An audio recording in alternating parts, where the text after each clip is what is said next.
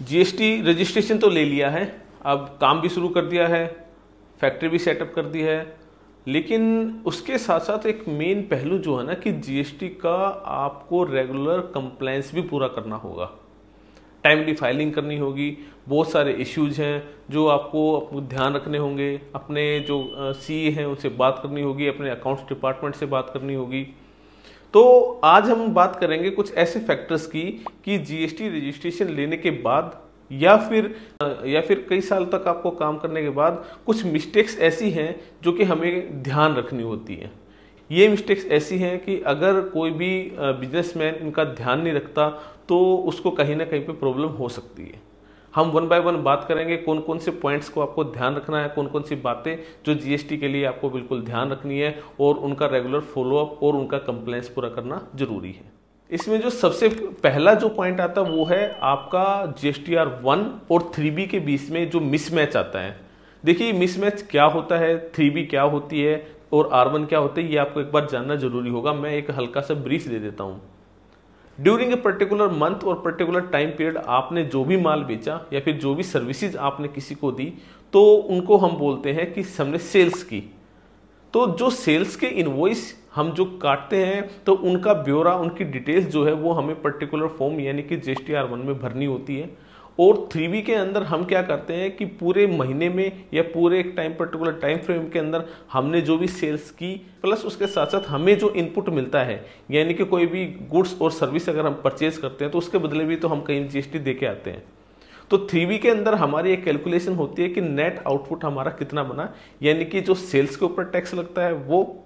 तो होता क्या है जनरली कि सेल्स के इनवॉइस तो आप कई बार ज्यादा काट देते हैं लेकिन 3B के अंदर उनकी डिटेल आप प्रॉपर नहीं देते। तो आपको ये गलती से बचना है। इससे बचने का उपाय यही है कि आप प्रॉपरली रिकंसाइल कीजिए, अपने जो सेल्स के इनवॉइस है उनको प्रॉपर पंच कीजिए और उनका 3B के अंदर आप जरूर से भी जरूर उनका इनकॉर्पोरेशन करें, तो आप इस चीज से बच सकते हैं। दूसरा पॉइंट है कि आपका इनवॉइस और या फिर जो ई वे बिल बनता है और जो आपके एक्चुअल इनवॉइस हैं उनके बीच में एक मिसमैच आ जाता है।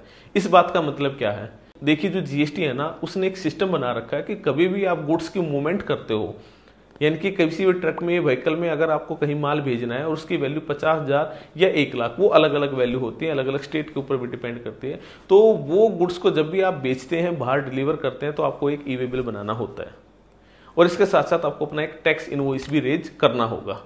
पर कई बार जो टैक्स पेयर वो एक गलती कर देता है कि ई वे बिल तो बहुत ज्यादा वैल्यू के काट देता है लेकिन उनकी जो वैल्यू है उसको अपने जीएसटीआर 1 में नहीं डालता। तो आपको हर बार जब भी आप जीएसटी की रिटर्न भरे तो ई वे बिल प्लस जो आपके सेल्स के इनवॉइस है उन सबका रिकंसिलिएशन करना पड़ेगा और उस रिकंसिलिएशन के हिसाब से ही आपको अपने टैक्स की लायबिलिटी ध्यान रखनी है। तो इससे बचने का उपाय यही है कि आप अपने अकाउंटेंट या फिर कोई भी टैक्स कंसल्टेंट है उसको आप बताइए कि ई वे बिल हमारे ड्यूरिंग द ईयर इतने कटे थे और सेल्स में हम टैक्स इनवॉइस हमारे इतने कटे थे। तो दोनों के बीच में रिकंसिलिएशन करके आप इस प्रॉब्लम से भी बच सकते हैं। जो तीसरा पॉइंट है वो आपको ध्यान रखना वो है कि आपका आईटीसी या तो आपने एक्सेस में ले लिया है या फिर वो आपका इनएलिजिबल है या फिर वो किसी प्रकार से गलत है। क्या होता है इनएलिजिबल आईटीसी का मतलब है कि वो इनपुट जो आपने लिया तो है बट लीगली आप उसको नहीं ले सकते। जैसे आपने कोई बिल्डिंग बनाने के लिए सीमेंट परचेज की है या फिर कोई ऐसा इनपुट जैसे आपने पर्सनल नेम पे कोई गाड़ी ली है तो उसका इनपुट आप नहीं ले सकते।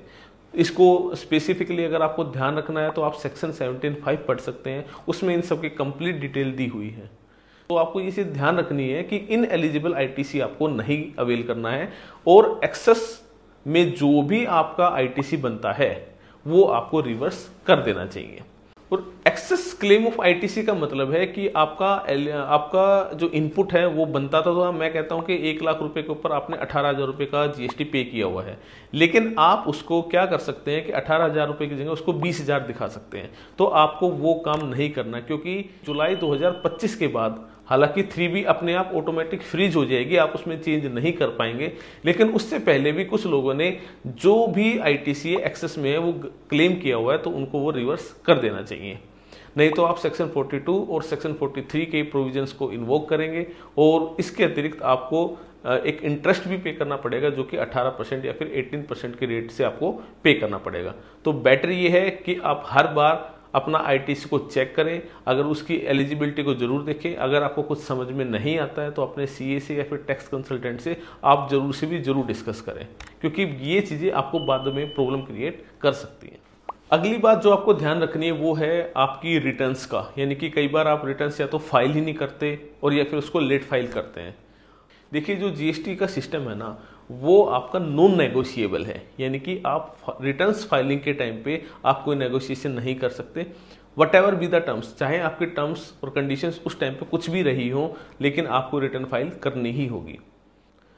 अगर आप लगातार 2 महीने तक अपनी जीएसटी की रिटर्न्स फाइल नहीं करते हैं तो सबसे पहले डिपार्टमेंट क्या करेगा, आपके जो ई वे बिल का सिस्टम उसको ब्लॉक कर देगा। और अगर लगातार रिटर्न्स आप फाइल नहीं करते, 4 महीने तक रिटर्न फाइल नहीं करते, तो उस केस में आपका जीएसटी कैंसिलेशन भी हो जाएगा। और अगर आपका जीएसटी कैंसिल होता है तो उसके बाद आपको और भी प्रॉब्लम हो सकती है। फर्दर जैसे ही आप रिटर्न फाइल अपने टाइम पे नहीं करते, मैं एक एग्जांपल लेता हूँ कि जीएसटीआर R1, तो उसको अगर आप टाइम से फाइल नहीं करते तो जिसको आपने माल भेजा है तो वो बिजनेसमैन उसको आईटीसी नहीं मिलेगा और उसके लिए प्रॉब्लम क्रिएट हो जाएगी। तो जिसको आपने माल बेचा है तो उसके लिए वो प्रॉब्लम बन सकती है, उसके लिए वो इनपुट जो है वो इनएलिजिबल हो जाएगा, उसको वो नहीं मिलेगा और आपकी जो पेमेंट है वो होल्ड हो सकती है। तो ये आपको ध्यान रखना है कि आपका जो भी रिटर्न्स है वो टाइमली पूरी हो, टाइमली भरी जाए। अदर देन गवर्नमेंट, इसमें ना आपको ये भी ध्यान रखना होगा कि कई बार एक इसमें ड्रॉबैक ये भी रहता है कि जैसे आपको बड़े कॉन्ट्रैक्ट्स मिल रहे हो, कहीं आपका बड़ा एक वेंडर कोड खुलना हो, तो जो बड़े कॉर्पोरेट हाउस हैं वो आपको बार बार में ये जरूर तो आपके जो बड़े कॉर्पोरेट हाउस हैं तो वे जरूर चेक करते हैं कि पर्टिकुलर पर्सन टाइम से अपनी रिटर्न फाइल कर रहा है, टाइम से अपने कंप्लायंसेस को पूरा कर रहा है या नहीं कर रहा। तो अगर आपकी रिटर्न टाइम से नहीं गई है तो कहीं ना कहीं पे ये आपकी क्रेडिट वर्थनेस के ऊपर, आपकी जो इमेज है उसके ऊपर कहीं ना कहीं पे डेंट देता है। तो आपके अकाउंटेंट को ये अपना प्रॉपर याद दिलवाइए, उसकी ड्यूटी याद दिलवाइए, बोलिए कि जो भी रिटर्न हो, what ever be the situation, return must be filed. तो इससे आपके कंप्लायंसेस वगैरह पूरे होंगे। 5वीं जो बात है वो जो आपको ध्यान रखनी है वो ये है कि आपने जिससे माल खरीदा है, यानी कि आपका जो सप्लायर है, वो अपने रिटर्न्स को और अपने कंप्लायंसेस को टाइम से पूरा कर रहा है या नहीं कर रहा। देखिए, अभी तक जो बात चल रही थी ना वो ये थी कि आपको क्या करना है। अब आपको ये भी ध्यान रखना होगा कि आपकी पार्टी या फिर आपका जो वेंडर है वो आपके लिए कंप्लायंसेस को पूरा कर रहा है या नहीं कर रहा है। ठीक है, अगर वो अपने टाइम से रिटर्न फाइल नहीं करता, जीएसटीआर1 फाइल नहीं करता, तो उसका इनपुट आपको नहीं मिलेगा और अगर इनपुट आपको नहीं मिलेगा तो कहीं ना कहीं पे वो फाइनेंशियल एक लॉस होगा।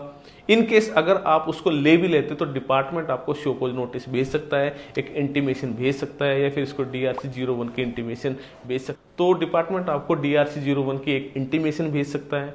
इंटीमेशन जो है वो एस्केलेट होकर एक नोटिस में भी कन्वर्ट हो सकती है और उससे वो चीज़ें फर्दर एस्केलेट होती है। तो आपको ध्यान रखना होगा, ना सिर्फ आपको अपने कंप्लायंस पूरे करने हैं बल्कि आपको अपने वेंडर के कंप्लायंसेस को भी पूरा करवाना होगा।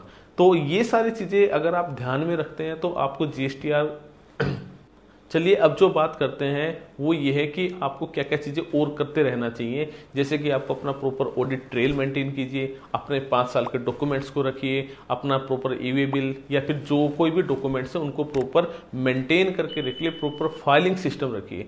कई बार हम ये सोचते हैं कि यार ठीक है, ये सारा का सारा काम तो हमारा डिपार्टमेंट के पास या डिपार्टमेंट के सर्वर के पास ऑलरेडी है, पर आपको डिजिटली के साथ साथ अपना फिजिकली भी आपको उनको मेंटेन करना चाहिए। अपने रिकॉर्ड्स अगर आपके प्रॉपर हैं तो कल को कोई भी जीएसटी ऑफिसर या फिर आपका कोई ऑडिट आता है तो उस केस में आपका एक बचाव हो जाता है और आपके ऊपर जो कंप्लायंसेस का जो आपके ऊपर जो कंप्लायंसेस की जो लायबिलिटी है वो कहीं ना कहीं पे आपके ऊपर लिमिटेड हो जाती है।